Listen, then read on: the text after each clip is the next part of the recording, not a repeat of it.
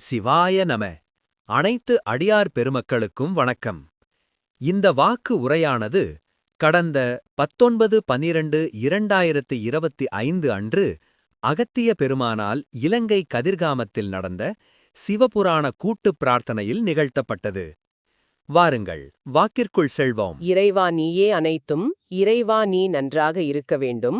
அன்னை ஸ்ரீ லோபாமுத்ரா உடனுரை தந்தை அகத்திய மாமுனிவர் திருவடிகளை பணிந்து ஈரேழு உலகத்தையும் காத்து அருளக்கூடிய அன்னை ஸ்ரீ உண்ணாமலை அம்மையுடனுரை தந்தை அண்ணாமலையார் பொற்கமலத்தை பணிந்து பதிவினை வெளியிடுகின்றோம். வணக்கம். இந்த தெய்வீக செய்தியை கேட்க வந்திருக்கும் புண்ணிய ஆத்மாக்களான உங்களுக்கு எங்கள் வணக்கங்கள். வணக்கம். சித்தர்களின் அருள்வாக்கை கேட்க நீங்க தேர்ந்தெடுக்கப்பட்டிருக்கீங்க. இத முழுமையா கேட்கும்போது உங்க வாழ்க்கையில நிச்சயம் நல்ல விஷயங்கள் நடக்கும். ஆமா, வணக்கத்திற்குரிய அகத்திய மாமுனிவர் அருளிய ஒரு மிக ஆழமான செய்தியை பத்தி தான் இன்னைக்கு நாம ஆழமா பார்க்க போறோம். அப்படியா?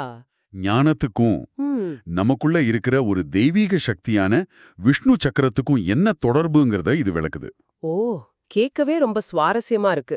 அப்போ இத கேட்கறதுனால எங்களுக்கு என்ன பலன்கள் கிடைக்கும்? நிச்சயமா ஒரு தெளிவு கிடைக்கும்.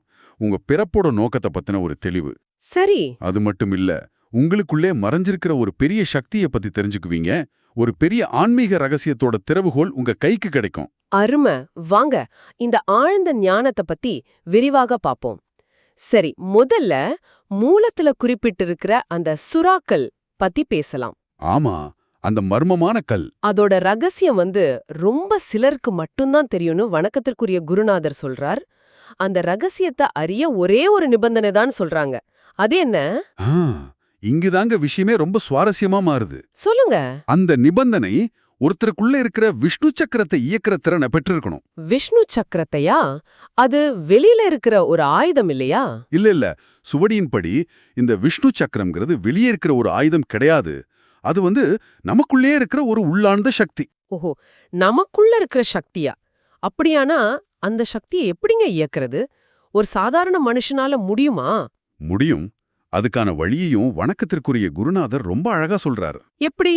எப்போ ஒரு மனிதனோட உள்ளத்துல நாம ஏன் பிறந்தோம், நம்மளோட பணி என்ன அப்படிங்கிற கேள்வி ஒரு உண்மையான தேடலோட எழும்புதோ, அந்த ஒரு நொடியில உள்ளே இருக்கிற அந்த சக்தி மெதுவா விழிக்க தொடங்குது. அப்போ வாழ்க்கையோட நோக்கத்தை பத்தின நம்மளோட உண்மையான தேடல் தான் அந்த சக்தியை எழுப்புதுன்னு சொல்றீங்களா? மிகச்சரியா சொன்னீங்க. அந்த தேடல் தான் முதல் படி. அப்போ அதுக்கப்புறம்? அந்த தேடலின் மூலமா ஞானம் பிறக்குது. அந்த ஞானம் பிறக்கிற கணத்துல இராவணேஸ்வரனால் தேடப்பட்டதா சொல்லப்படுற அந்த சுறாக்களோட ரகசியம் அது தானாவே வெளிப்படும் மூலத்துல சொல்லியிருக்கு. அப்போ ரகசியத்துக்கான திறவுகோள் வெளி உலகத்துல இல்ல? இல்லவே இல்ல, அது நமக்குள்ளேதான் இருக்கு. ரொம்ப ஆழமான கருத்து. அப்போ இந்த உரையாடலோட முக்கிய புள்ளிகளை நாம ஒரு முறை தொகுத்து பார்க்கலாமா? கண்டிப்பா. முதல் புள்ளி சொல்லுங்க. அந்த சுறாக்கல்லோட ரகசியத்தை தெரிஞ்சுக்கணும்னா ஒருத்தரோட உள்ளே இருக்கிற விஷ்ணு சக்கரம்ங்கிற உள்ளார்ந்த சக்தியை இயக்கணும். இதுதான் அடிப்படை. சரி. இரண்டாவது புள்ளி, அந்த விஷ்ணு சக்கரம் எப்ப விழிக்க ஆரம்பிக்கும்னா நாம் ஏன் பிறந்தோம் அப்படிங்கிற உண்மையான ஆழமான கேள்வி நமக்குள்ள எழும்போதுதான். ஓகே. அப்போ மூணாவது, அந்த கேள்வியால ஞானம் பிறக்கும்போது அந்த சுறாக்கல்லோட ரகசியம் எந்தவித முயற்சியும் இல்லாம தானாவே வெளிப்படும். ஆக சுய தேடல் தான் எல்லாத்துக்கும் திறவுகோள். ஆமா, அதுதான் எல்லாத்துக்கும் திறவுகோள். சித்தர்களோட இந்த அருள்மொழிகளை இவ்வளவு பொறுமையா கேட்ட உங்களுக்கு எங்க மனமார்ந்த நன்றிகள்.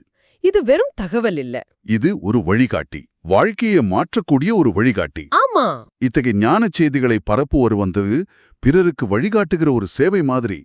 இது உங்களுக்கு முதல் தர உயர் புண்ணியத்தை தரும். அப்படியா? ஆமா. அதனால இந்த செய்தியை உங்க வாட்ஸ்அப் குழுக்கள், ஃபேஸ்புக், இன்ஸ்டாகிராம் எல்லா சமூக ஊடகங்களிலும் தயங்காம பகிர்ந்துக்கோங்க. சரி. இதை யார் வேணும்னாலும் பதிவிறக்கம் செஞ்சு அவங்க தளங்கள்ல பதிவேற்றலாம். இதுக்கு எந்த பதிப்புரிமையும் கிடையாது. இந்த ஞானம் எல்லாரையும் போய் சேரணும். ஓம். அன்னை ஸ்ரீ லோபாமுத்ரா உடனுரை தந்தை அகத்திய மாமுனிவர் திருவடிகளில் சமர்ப்பணம். சர்வம் சிவார்ப்பணம்.